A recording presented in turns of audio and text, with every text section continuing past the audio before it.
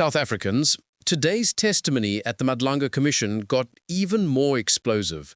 National Police Commissioner Fanny Masemola said someone, a concerned party, told him that Deputy National Police Commissioner for Crime Detection, Lieutenant General Shadrack Sibiya, is close with businessman Vusimusi Ket Matlala. Even more shockingly, Masemola says this concerned party also claimed that Matlala is acting like one of Masemola's deputies, a claim Masemola says he didn't know about and can't confirm. That raises serious questions about how information and influence may be flowing behind the scenes. Let's be clear, this is an allegation. Masemola is reporting what someone told him. He's not confirming that Sibiya formally appointed Matlala as a deputy. He's saying, I wasn't aware, which means this could either be misinformation or something deeper. And context is key. We know who Ket Matlala is, a businessman with high-profile government contracts, involved in security and procurement, and under scrutiny in multiple media reports for his proximity to senior figures. His companies have won large tenders, and Matlala has repeatedly appeared in stories about police capture and questionable contract awards. This is public record.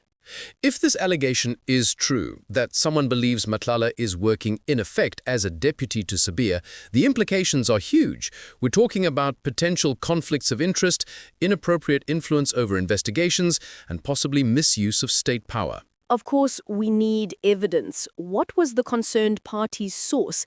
Is there material proof? Emails, messages, Commission of Intelligence documents? Because without that, it's still allegation. But Masemola's willingness to repeat it under oath gives it weight. We'll include your clips so you can hear it live. Here is a clip of Masemola testifying about this claim. The man was that, Commissioner, is that he said Mr. Matlala is possibly implicated in the kidnapping of Mr. Jeribushoga.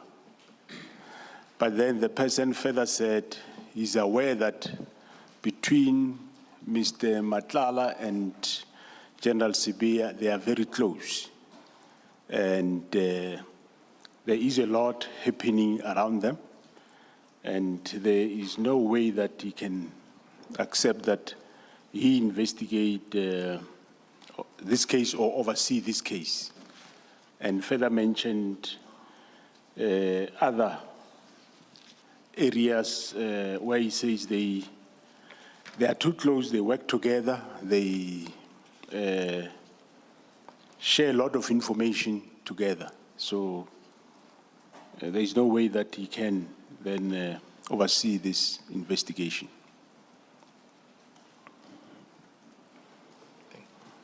I see you are dealing with it in a very constrained manner. Okay. No. All right. You could perhaps explain to the Commission if there is a reason why you are not at liberty to detail or disclose the extent of what was revealed. You could say that to the Commission so that there is an understanding of why you are putting it simply like that and not going into detail. Or unless if there's a detail that is missing, you should provide it. Okay, yeah, the matters around this, they are still under investigation, but, well, the person did bring to my attention that the closeness of them to such an extent that this person said, Mr. Matlala is actually one of my deputies, it's just that I'm not aware of. In that he's doing the same work with General Sibiya, they direct police to do certain things and so on. So that was the allegation that was said. I think it's safe to leave it there. And you're saying because of the fact that those matters are still under investigation? Correct, they are still under investigation, yes. And is that the reason why you are not sharing more and you just simply make that allegation in terms of the General Sibiya having been implicated? Yeah, I think, it is safe to leave it there because it's still under investigation, so it might not be good to give everything while it's still under investigation. Listen for what's unsaid as much as for what is said. There's also another angle. If Matlala is de facto acting like a deputy but not officially appointed, what does that say about transparency? And if Sabia is close to him, what does close mean practically? Shared intelligence, support, unclear lines of reporting? That matters.